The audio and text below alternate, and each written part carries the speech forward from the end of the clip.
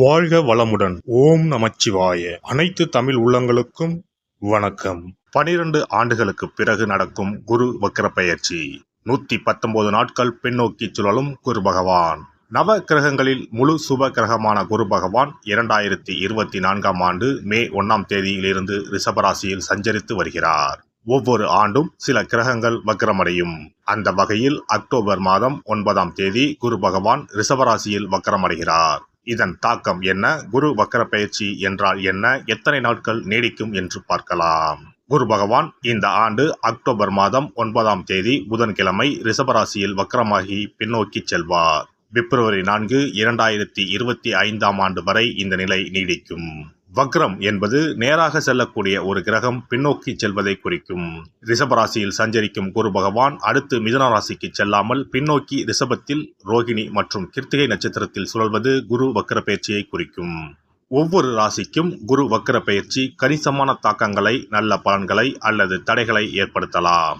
ஆனால் பொதுவாக குரு வக்ரம் அடைவது என்பது சுப காரிய தடை, விரிவாக்கம், வளர்ச்சி போன்றவற்றில் பாதிப்பு ஏற்படும். இந்த ஆண்டு குரு பெயர்ச்சி எந்த ராசிகளுக்கு நற்பலன்களை தந்ததோ, அதிர்ஷ்டமான பெயர்ச்சியாக இருந்ததோ அந்த ராசிகள் குரு வக்ரமாகும் 4 மாத காலத்தில் குறைவான அளவு நற்பலன்களை பெறுவார்கள். இந்த ஆண்டு குரு பெயர்ச்சி பலன்களில் எந்த ராசிகளில் குரு பகவான் எதிர்மறையான தாக்கம் ஏற்படுத்தினாரோ அந்த ராசிகளுக்கு வரும் 4 மாதம் அமோகமான பலன்கள் கிடைக்கும். அக்டோபர் 9 முதல் குரு வக்ர பயிற்சி தொடங்குகிறது. நவம்பர் 15 வரை சனி வக்ர பயிற்சி நீடிக்கிறது. கிட்டத்தட்ட 40 நாட்கள் 2 முக்கியமான கிரகங்கள் வக்கிரமாக சஞ்சரிக்கிறது. இது ஒரு சில ராசிகளுக்கு அபரிமிதமான நற்பலன்களை, அதிர்ஷ்டத்தை வாரி வழங்கும். பொதுவாக குரு பகவான் இருக்கும் இடத்தை விட பார்க்கும் இடங்கள் சுப பலன்களை பெறும். குரு பகவான் ரிஷபராசியில் இருந்து 5ஆம் பார்வையாக கன்னி ராசியையும், 7ஆம் பார்வையாக விருச்சிக ராசியையும், 9ஆம் பார்வையாக மகர ராசியையும் பார்க்கிறார். வக்ரமடைந்த குரு பார்வையால் சில ராசிக்காரர்கள் ராஜாதி ராஜ யோகம் பெறப்போகின்றனர்.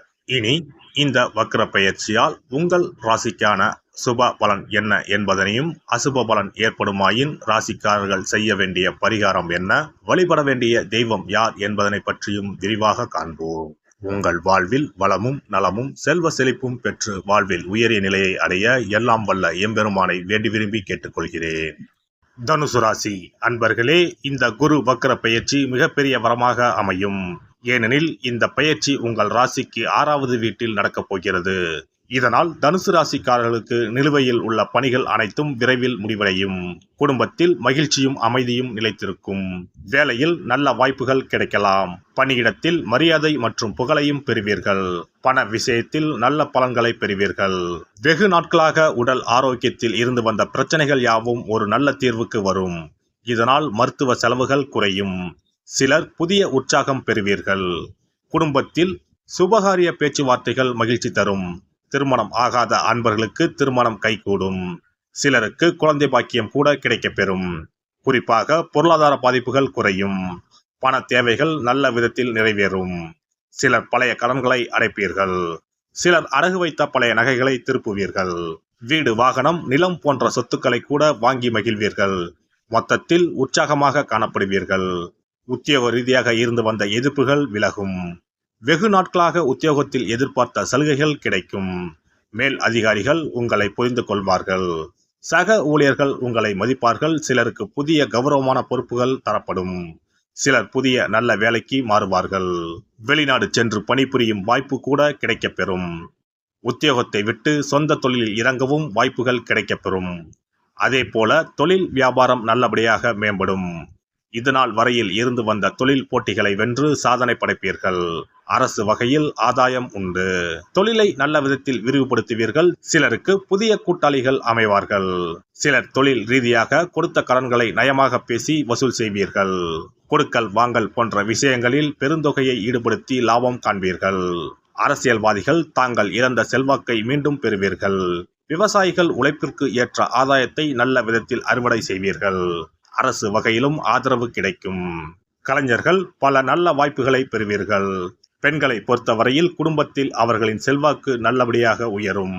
செலவு செய்து நல்ல விதத்தில் வசதிகளை பெருக்கிக் கொள்வீர்கள். சுபகாரிய பேச்சுவார்த்தைகள் நல்ல விதத்தில் பலன் தரும். தங்க ஆபரணம் போன்றவற்றை வாங்கி மகிழ்வீர்கள்.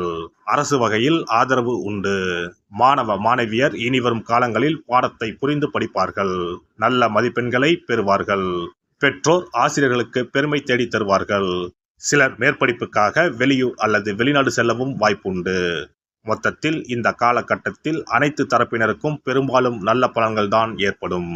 குரு தட்சிணாமூர்த்தியை மஞ்சள் வஸ்திரம் சாற்றி வணங்க நல்லதே நடைபெறும். சிறப்பு தொகுப்பு. இனி வரவே வராது என நினைத்த பணம் திரும்பி வருவதற்கு இதை மட்டும் செய்தால் போதும். நாம் கஷ்டப்பட்டு சேர்த்த அல்லது சம்பாதித்த பணத்தை யாரையாவது நம்பியோ அல்லது அவர்களுக்கு உதவி செய்வதற்காகவோ கொடுத்து ஏமாந்து இருக்கலாம். அப்படி இழந்த பணத்தை திரும்ப இனி வரவே வராது என நினைத்த பணத்தை கூட சில எளிய தாந்திரீக பரிகாரங்களை முறையாக செய்தால் திரும்ப பெற முடியும். இழந்த சொத்து, இழந்த பணம் மற்றும் நகை ஆகியவற்றை திரும்ப வீடு தேடி வர வைப்பதற்கான எளிய பரிகார முறைகள் பற்றி இங்கே தெரிந்து கொள்வோம். இந்த 2 முறைகளில் எந்த முறை நமக்கு எளிமையானதோ அதை செய்து பயன்பெறலாம். வாங்கிய பணத்தை திருப்பி கொடுக்க முடியாமல் கடன் தொல்லையால் அவதிப்படுபவரை போல் பணத்தை கொடுத்துவிட்டு அதை திரும்பி வாங்க முடியாமல் தவிப்பவர்கள் அதிகம் இருக்கத்தான் செய்கிறார்கள். யாராவது அவசரம் என பண உதவி கேட்கும்போது நட்பின் அடிப்படையிலோ அல்லது இருக்கப்பட்ட சிலர் பணம் கொடுத்திருப்பார்கள்.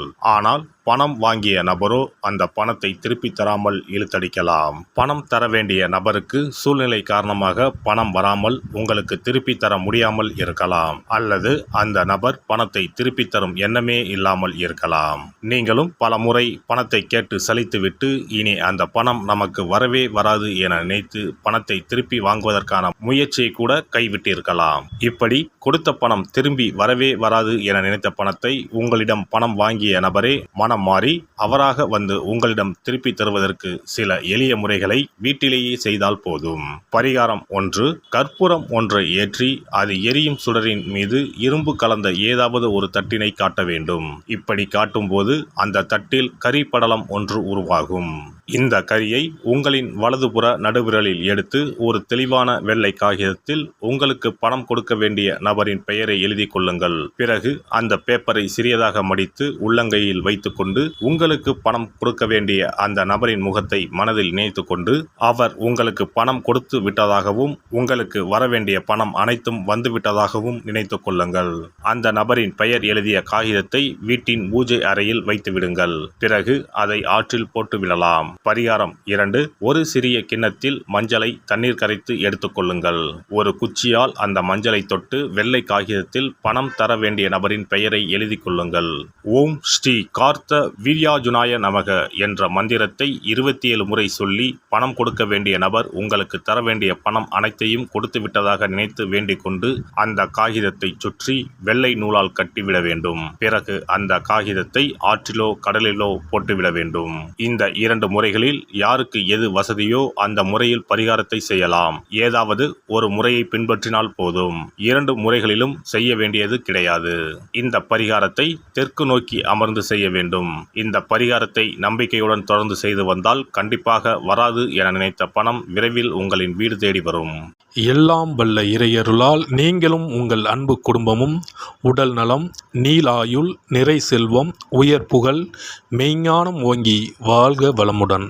இந்த வீடியோ பதிவு உங்களுக்கு பிடித்திருந்தால் லைக் பண்ணுங்க, கமெண்ட் பண்ணுங்க, ஷேர் பண்ணுங்க. மறக்காம சப்ஸ்கிரைப் பண்ணுங்க. பக்கத்துல இருக்கிற பெல் பட்டனை கிளிக் பண்ணுங்க. நன்றி, வணக்கம். ஓம் நமச்சிவாய. சிவாய நம.